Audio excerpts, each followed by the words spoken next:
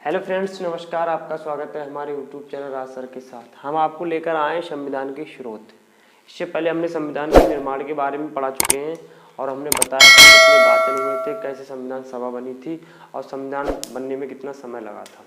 अब हम संविधान के स्रोत, संविधान में जो स्रोत हैं वो कहाँ से आए हैं, कैसे किन किन देशों से लिए गए हैं, वो हम आपको बताएंगे। देखो, संविधान में जो स्रोत हैं, संविधान के निर्माण की जो उपज है केवल भारतीयों की ही नहीं थी, ये इसमें अंग्रेजों का विशेष योगदान रहा है। भारत शासन अधिनियम 1935, जिसे government of India act 1935 English में कहते हैं। सोर्सेस ऑफ कॉन्स्टिट्यूशन मतलब संविधान के स्रोत में जो भारत शासन अधिनियम 1935 जो सोर्सेस है, इसमें से 200 प्लस प्रोविजन स्रोत लिए गए, सोर्सेस लिए गए 200 प्लस।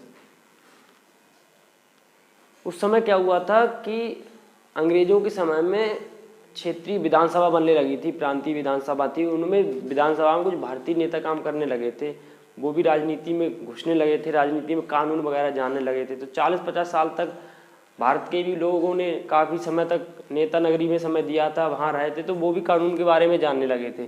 तो यही उसका रिजल्ट यही निकला था कि जब उन्होंने अपने संविधान में इसी एक्ट से, भारत शासन अधिनियम से काफ़ी 200 से ज़्यादा मतलब प्लस 200 से प्लस स्रोत डाले थे।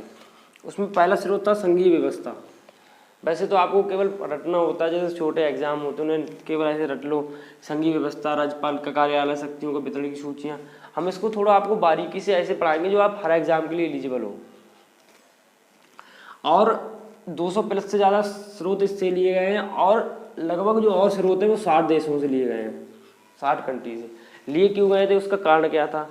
कारण ये था कि किसी देश में किसी चीज़ के लिए कानून बना हुआ है, अगर भारत में ही वही स्थिति है, क्योंकि कोई कानून बनाने में बहुत समय लगता है, तो हमारे देश के जो वरिष्ठ नेता थे, जो अच्छे लोग थे, उन्होंने सोचा था कि हमें इसे बनाने में समय बेकार बर्बाद करेंगे, किसी देश ने कर ही लिया तो एज जैसा दूसरे का देश का होता था वैसा ही कानून सेम उतार लिया करते थे। ठीक है, यही कारण था, इसलिए 60 प्लस देशों से हुआ था।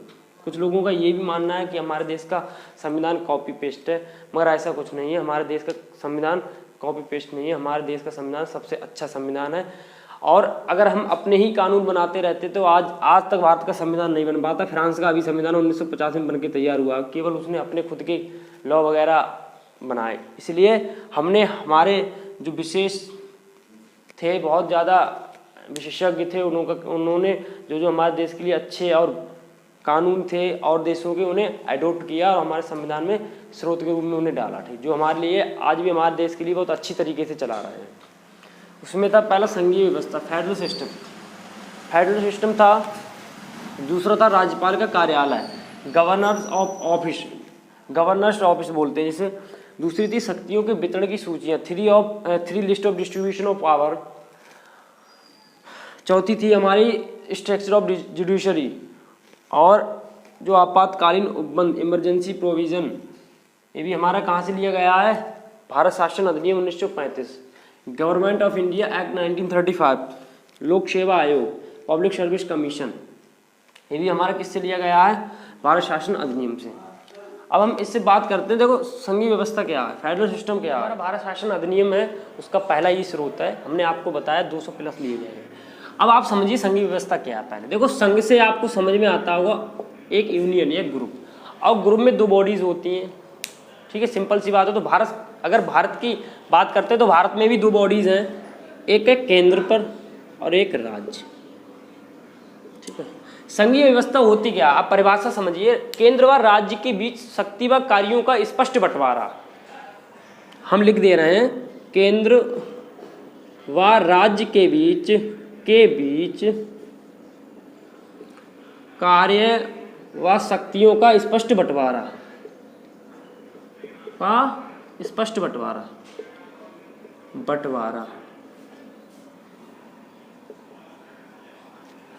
ये होती है संघीय व्यवस्था।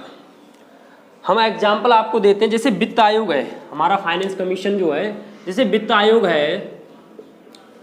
अब वित्त आयोग का गठन कौन करता है? राष्ट्रपति करता है, राष्ट्रपति द्वारा होता है। अब राष्ट्रपति द्वारा होता है, इसमें जो हमारी केंद्र सरकार होती है उसे जो भी इनकम होती है जीएसटी के द्वारा, किसी टैक्स के द्वारा जो भी इनकम होती है, जैसे मान लीजिए सपोज उसे 100 रुपये की इनकम हुई, तो यहाँ पर जो स्टेट है हमारे 28 स्टेट हैं, इनमें से रुपए को वितरण करना है। इसने अपने पास 40 रखे, ये 60 रुपये स्टेट को बांटना है। अब ये कितने किस स्टेट को देगा, ये चीज़ क्लियर कौन करेगा, वित्त आयोग करेगा। तो इनके बीच स्पष्ट कर दिया, जो कार्य है, जो शक्तियाँ हैं, जो पैसा है, स्पष्ट बंटवारा करवा दिया वित्त आयोग ने। तो यही होती है हमारी संघीय व्यवस्था।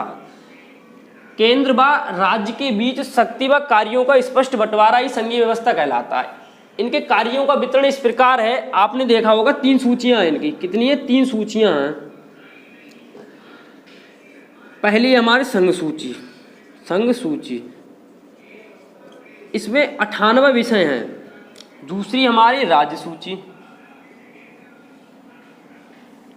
इसमें 59 विषय हैं। आपको कहीं कहीं 98 की जगह पे यहाँ पर 66 भी मिलेंगे, और संवर्ती सूची कहीं कहीं आपके लिए संवर्ती सूची में 46 मिलेंगे, हम आपके 52। ये अप्रोक्च में जो क्लियर है अपडेट में वो विषय हैं, ठीक है। अब संघ सूची का मतलब है इनके कार्य का स्पष्ट बंटवारा मैंने बोला था, तो इनके ये शक्तियाँ दे दी हैं। आप इन विषयों पर अपने अपने कानून बनाएंगे। राज्य के लिए दे दिया है कि ये अपने विषय, इस विषय पर कानून बनाएंगे, और संवर्ती विषय राज्य और केंद्र दोनों भी इस विषय पर कानून बनाएंगे। देखो एग्जाम्पल के लिए समझ लीजिए, जैसे सेना पे कौन करता है? Central government. बैंकिंग की बात करते हैं, बैंकिंग में कौन बनाता है कानून? कोई भी नई प्राइवेसी, कोई भी नया कानून लाना तो किसका काम है? ये संघ का काम होता है। सेना, बैंकिंग, नागरिकता, अब किसी को नागरिकता देनी तो किसका काम है? संघ का, सेंटर का काम है। सीबीआई, उड्डयन मंत्रालय जो हमारा सेंट्रल गवर्नमेंट के अंदर होता है। उसके बाद आप ले लीजिए 1, 2, 3, 4, 5 परमाणु ले लीजिए, परमाणु विभाग, इसका तो इन पे कानून कौन बनाता है? संघ सूची बनाता है, ठीक है। ये सेंटर का काम होता है। अब राज्य की बात करते हैं, देखो भूमि, स्वास्थ्य, और उसके बाद बात करते हैं कानून व्यवस्था।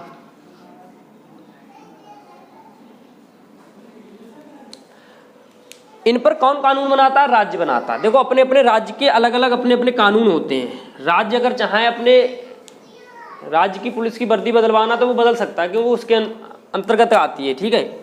और दूसरी बात, जैसे वहाँ की कोई व्यवस्था है, कैसी व्यवस्था को अरेंज करना है, कैसी नहीं करना है, ये सब किसके अंतर्गत आता है? राज्य सूची के अंतर्गत आता है। पुलिस विषय किसका है? पुलिस राज्य का है, ठीक है, पुलिस राज्य का है। और एक और है इसका विषय जो हमें मुख्य लिख दे रहे हैं 4-5, और बकाया आपको पता ही मैंने लिखवा दिए हैं।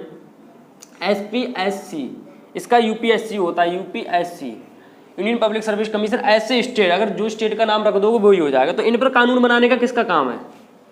राज्य का काम। जैसे सपोज में समझिए, जैसे राजस्थान पुलिस है, राजस्थान में क्या होता है कि वहाँ की पुलिस ट्रेनिंग 2 साल की होती है, और 10 से 12 हज़ार रुपये क्या मिलती है? सैलरी मिलती है, ठीक है, 2 साल की। और गुजरात की पुलिस में क्या है? 5 साल ट्रेनिंग कराई जाती है, वहाँ भी 10 से 12 सैलरी देते हैं। तो वहाँ की स्टेट के ऊपर डिपेंड करता है वो कैसे अपनी प्राइवेसी रखेगा, किस प्रकार के वहाँ कानून रखेगा, ठीक है। अब संवर्ती सूची की बात करते हैं, तो इसमें क्या होता है? जैसे शिक्षा है, शिक्षा के बाद आप ले लीजिए कानून व्यवस्था, शादी विवाह, शादी पर कानून बनाना, शादी विवाह, इन पर कानून बनाना। और उसके बाद वन ले लीजिए आदि, ये हमने 3 लिख दिए। अभी इन्हीं पे हम बताते हैं। देखो शिक्षा पर आपने देखा केंद्रीय विद्यालय भी होते हैं, राज्य विद्यालय भी होते हैं, ठीक है। शादी विवाह पर कानून सरकार भी बनाती है, केंद्र सरकार, और राज्य सरकार भी बनाती है। वन पर केंद्र सरकार भी बनाती है, राज्य सरकार भी बनाती है, ठीक है। तो आप ये समझ गए कि संघीय व्यवस्था क्या होती है। उनकी जो लिस्टें उनको हमने बता दी। कुछ हमने प्रमुख सब्जेक्ट ले लिए जिनके बारे में हमने आपको बहुत अच्छे से बता दिया, ठीक है। संघ सूची का काम होता है सेना में काम करना, बैंकिंग में, नागरिकता, रेलवे भी लिख लो इसमें, ठीक है, आदि, इन पर कानून बनाना। और राज्य सूची का होता है जो राज्य के अंतर्गत जो हमारे विषय दिए गए उन पर कानून बनाना। संवर्ती जो होती है शिक्षा, शादी विवाह, जो हमारे संवर्ती सूची में आते हैं, इनमें दोनों का काम होता है, ठीक है। सेंटर का भी होता है प्लस स्टेट का भी होता है। उसके बाद हम बात करते हैं राज्यपाल के कार्यालय की। तो जो था राज्यपाल का कार्यालय, देखो राज्यपाल का कार्यालय। अब राज्यपाल के कार्यालय की बात थोड़ी कर लेते हैं। देखो ब्रिटेन जब गवर्नमेंट थी, ब्रिटेन गवर्नमेंट में क्या था, जो प्रांत थे तो प्रांत का मुखिया कौन हुआ करता था, जो प्रांत का मुखिया हुआ करता था गवर्नर। और जो स्टेट थी केंद्र पर कौन हुआ करता था, वो गवर्नर जनरल। ठीक है, ये हमारा राज्यपाल का कार्यालय है, उनका ऑफिस इस पर वितरण था। तो आज हमारे ये स्रोत भारत शासन अधिनियम से लिया गया। तो इसमें क्या है, हमारा राज्य का मुखिया कौन होता है, संवैधानिक मुखिया, राज्य का मुखिया राज्यपाल, राज्यपाल होता है। ठीक है, ये हो गया आपका। उसके बाद था हमारा भारत शासन अधिनियम एक जुडिशरी ढांचा, मतलब स्ट्रक्चर ऑफ जुडिशरी, न्यायपालिका का ढांचा। तो इसको और समझिए आप, न्यायपालिका का ढांचा, स्ट्रक्चर ऑफ जुडिशरी।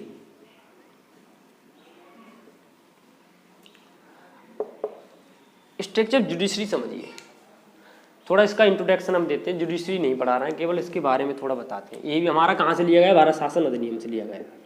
देखो भारत में कोई भी कितना ही अमीर हो, कितनी बड़ी सेलिब्रिटी हो, वो कहे कि अपना हम केस कोर्ट, सुप्रीम कोर्ट से लड़ें, हाई कोर्ट से लड़ें, ऐसा नहीं होता है।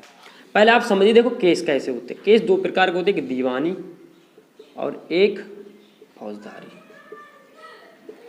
अब फौजदारी और दीवानी कैसे, दीवानी केस होते हैं जिनको कंपनसेशन हो सके, मतलब कंपनसेशन, जिसमें क्षतिपूर्ति हो सके। क्या हो सके, क्षतिपूर्ति जिनकी, जैसे मान लो खेत जोतना क्या हो गया, ये क्षतिपूर्ति हो, खेत पर कब्जा किया तो खेत को किसी का कब्जा कर लिया, तो कब्जा छूट सकता है या कब्जा नहीं छूट सकता, उसके पैसे दिए, इसकी क्षतिपूर्ति होती है, तो ये दीवानी को केस हो गया। फौजदारी कत्ल करना किसी का, तो इसकी क्षतिपूर्ति नहीं होती, जो नॉन कंपनसेशन होते हैं। ठीक है, अब कोर्ट का हमारा सिस्टम कैसे है, देखो आप भारत का कोई भी नागरिक कहीं भी किसी प्रकार का क्राइम करता है, उसके ऊपर क्राइम होता है, तो वो अपनी पहली अपील कहाँ देता है, पहली अपील उसे अपने जिला में जो अधीनस्थ न्यायालय होता है, अधीनस्थ न्यायालय होता है,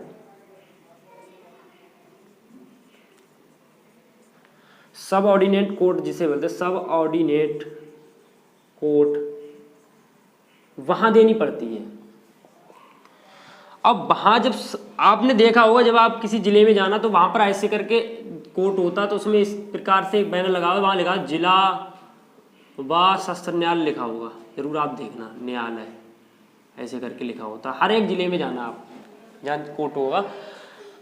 तो अधीनस्थ न्यायालय जब देखता है कि केस को, आपके देखता दीवानी केस है, आपका फौजदारी केस है, तो यहाँ पर दो प्रकार के न्यायालय होते हैं, एक जिला न्यायालय और दूसरा होता है हमारा सत्र न्यायालय।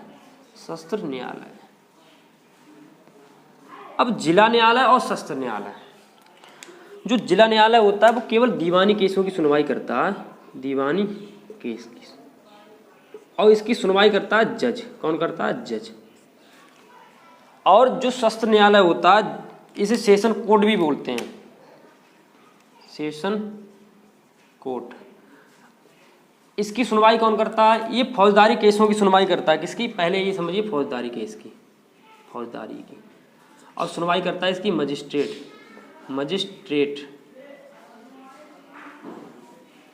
अब आपका केस कैसा है, वो अधीनस्थ न्यायालय में पहले आपको अपील देनी पड़ती है, उसके बाद आपका केस रेफर कर दिया जाता है। आपने सुना सलमान खान ने हिरन मार दिया था, उन पर आरोप लगाया गया था हिरन का, तो उन्होंने पहले जोधपुर जो था कोर्ट था, वहाँ अधीनस्थ न्यायालय में अपील दी थी, उसके बाद उनका केस सत्र न्यायालय में लड़ा गया था। ठीक है, अब यदि आपको, अब हाई कोर्ट सुप्रीम कोर्ट की बात करते हैं, वहाँ कैसे केस जाते हैं। देखो अगर आपको यहाँ पर किसी भी प्रकार की, या आपको वो नहीं हो रही, आपको लग रहा है कि हमारे साथ गलत हो रहा, तो आप अपनी अपील कहाँ देंगे, हाई कोर्ट में देंगे।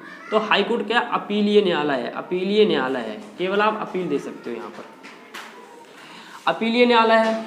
अगर आपको हाई कोर्ट में भी आपकी सुनवाई नहीं होती तो आप सुप्रीम कोर्ट में जाओगे, पर सुप्रीम कोर्ट में बहुत बड़ी शर्त है कि अगर हाई कोर्ट आपके लिए सर्टिफिकेट देता है तभी आप सुप्रीम कोर्ट में अपना केस डाल सकते हो। और दूसरी बात यह है कि सुप्रीम कोर्ट नॉर्मल केसों को नहीं किसी की सुनवाई करता, नॉर्मल केसों की कोई भी सुनवाई नहीं करता, नहीं कोई सुप्रीम कोर्ट से अपना केस लड़ सकता है। सुप्रीम कोर्ट जो होता है केवल उन्हीं केसों की सुनवाई करता है जिससे पूरा भारत देश या पूरा समाज प्रभावित होता है, जैसे निर्भया कांड ले लीजिए आप, जैसे निर्भया कांड है, निर्भया कांड था, राम मंदिर था, ऐसे राम मंदिर मुद्दा था, तो ऐसे कोर्टों की सुनवाई कौन करता है? हमारा सुप्रीम कोर्ट करता है।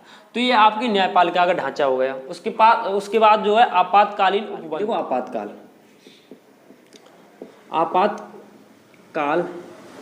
उपबंध,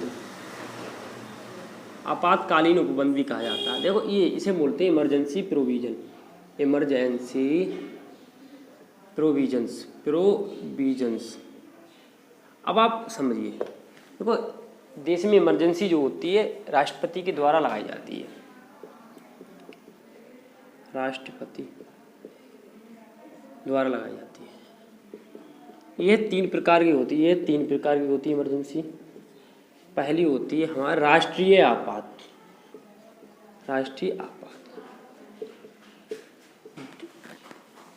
जो हमारे आर्टिकल, जो संविधान का आर्टिकल है उसके 356 अनुच्छेद के हिसाब से लगाई जाती है। ये कब लगाई जाती है? स्थिति हो युद्ध की या भारत में किसी भारी देश का आक्रमण, भारी आक्रमण,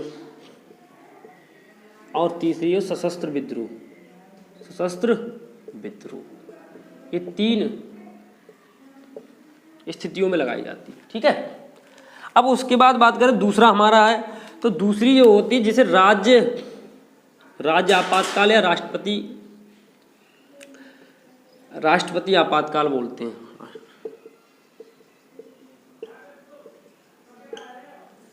ये हमारे आर्टिकल जो है 352 अनुच्छेद 352 के अंतर्गत आता है। ये कब लगाया जाता है? ये स्थिति में जब राष्ट्रपति को पूर्णतः ये बोध हो गया है कि जो राज्य है संविधान के प्रावधानों के अनुसार नहीं चल रहा है, कोई राज्य संवैधानिक गतिविधियों से नहीं चल रहा है, तब लगाया जाता है। ठीक है, तीसरी हमारी जो इमरजेंसी है जिसे बोलते हैं वित्तीय आयोग, क्या बोलते हैं? वित्तीय आपातकाल, फाइनेंस इमरजेंसी।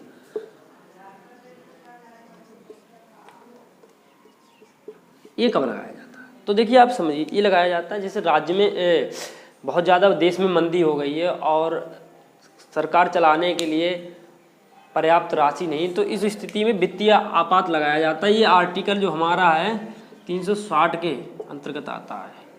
ठीक है, अब उसके बाद ये बात करते हैं जो सशस्त्र विद्रोह लिखा हुआ है। ये सशस्त्र विद्रोह था, ये हमारे मूल संविधान में नहीं था। जब संविधान बना था उस समय नहीं था, उस समय था आंतरिक अशांति,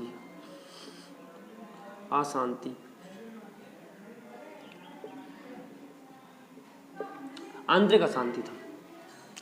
आपने सुना होगा जो हमारी प्रधानमंत्री थी इंदिरा गांधी जी, इन्होंने इमरजेंसी लगवाई थी, राष्ट्रीय इमरजेंसी। कब लगवाई थी? तो 25 जून 1975 के लिए लगाई थी। 25 जून 1975 से 21 जून 1977, मतलब 2 साल तक इमरजेंसी लगाई थी भारत में, केवल अपने निजी मामलों के लिए। अपनी राजनीतिक प्रणाली जो उनका सिस्टम था उसमें थोड़ा सुधार करने के लिए इन्होंने लगवाई थी। इनमें केवल इनकी खुद की निजी विषय था। ये अशांति, जो आंतरिक अशांति थी, इसका तो जो था, जब 1977 में गवर्नमेंट बदली और नए मोरार